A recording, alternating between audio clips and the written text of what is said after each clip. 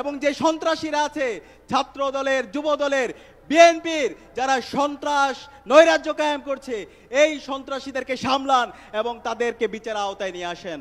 আজকে যেই জুলাইয়ের উপর ভিত্তি করে যেই শহীদদের আত্মত্যাগের মাধ্যমে আজকে আমরা নতুন বাংলাদেশ পেয়েছি, আজকে যে নির্বাচন হয়েছে সেই নির্বাচন নিয়ে অনেক প্রশ্ন আছে।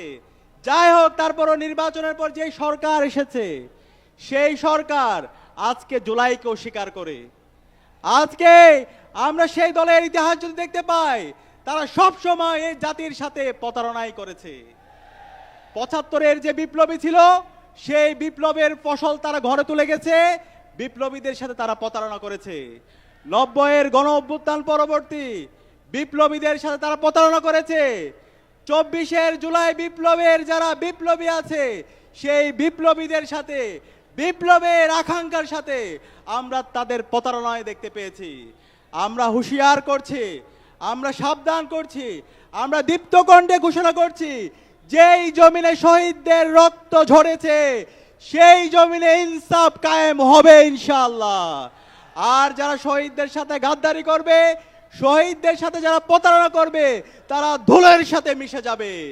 আমরা দেখতে পাচ্ছি ওই দল আজকে পাগল হয়ে গেছে। আজকে বাংলাদেশের প্রতিটি ক্যাম্পাসে তারা আবার সন্ত্রাস কায়েম করতে চায়, তারা আবার গণরম গ্যাসরুম কালচার ফিরে নিয়ে আসতে চায়, তারা আবার অস্ত্রের ঝঞ্ঝানির মাধ্যমে শিক্ষার্থীদেরকে আতঙ্কিত করে তাদের রাজনীতি বিনির্মাণ করতে চায়। তাদের প্রকাশ্যে রাজনীতির নামে তারা রামদা নিয়ে, চাপাতি দিয়ে আমার শিক্ষার্থী ভাই বোনদেরকে কুপিয়ে তাদের রাজনীতি বিনির্মাণ করতে চায়। তারা সবসময় মবের কথা বলে। আমরা দেখতে পেয়েছি গতকাল এই ঢাকায় শাহবাগে একজন শিক্ষার্থীর যখন ফেক ফটোকার্ডের উপর ভিত্তি করে ছাত্র দলের সন্ত্রাসীরা যখন তাকে জবাই করার, তাকে হত্যা করার হুমকি দিচ্ছিল, তার নিরাপত্তার জন্য সে থানায় সাধারণ ডায়েরি করতে এসেছিল। কিন্তু এর প্রেক্ষিতে আমরা দেখতে পেয়েছি ছাত্র দলের সন্ত্রাসীরা সেই থানায় গিয়ে ২৮ অক্টোবর লীগের সন্ত্রাসীরা লগি বইটা দিয়ে যেভাবে নেককারজনক নৃশংস কায়দায় এদেশের মুক্তিকামী মানুষদেরকে পিটিয়ে নৃত্য করেছিল, ঠিক একই কায়দায় আমরা গতকালকে শাহবাগে শিক্ষার্থীদের ওপর, ছাত্র সমাজের ওপর তাদের নৃশংস হামলা আমরা দেখেছি। এবং এই হামলার পরে যে শিক্ষার্থী তার জীবনের নিরাপত্তার জন্য গিয়েছিল, তাকে ১২ ঘন্টা সম্পূর্ণ বেআইনিভাবে পুলিশ হেফাজতে তাকে রেখে হয়রানি করা হয়েছে।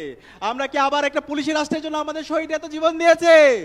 সুতরাং আমরা সাবধান করছি, মাননীয় প্রধানমন্ত্রী তারেক রহমান, আপনি যদি মনে করেন যে ক্ষমতায় এসে আপনি যা ইচ্ছা তাই করবেন, জুলাই সনদকে আপনি অধ্যাদেশকে বাতিল করে দিবেন, গণভোটকে অস্বীকার করবেন, মানবাধিকার অধ্যাদেশ বাতিল করবেন, গুম প্রতিরোধ প্রতিকার অধ্যাদেশ বাতিল করবেন এবং এর মাধ্যমে আপনি হাসিনা হয়ে উঠতেও পারবেন।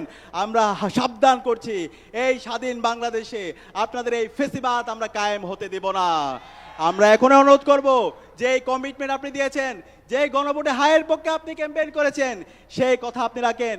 এই জাতিকে সাথে নিয়ে, সবাইকে সাথে নিয়ে শহীদদের আকাঙ্ক্ষার আলোকে একটা নতুন বাংলাদেশ বিনির্মাণের জন্য কাজ করেন। এবং যে সন্ত্রাসীরা আছে ছাত্র দলের, যুব দলের, বিএনপির যারা সন্ত্রাস নৈরাজ্য কায়েম করছে, এই সন্ত্রাসীদেরকে সামলান এবং তাদেরকে বিচার আওতায় নিয়ে আসেন।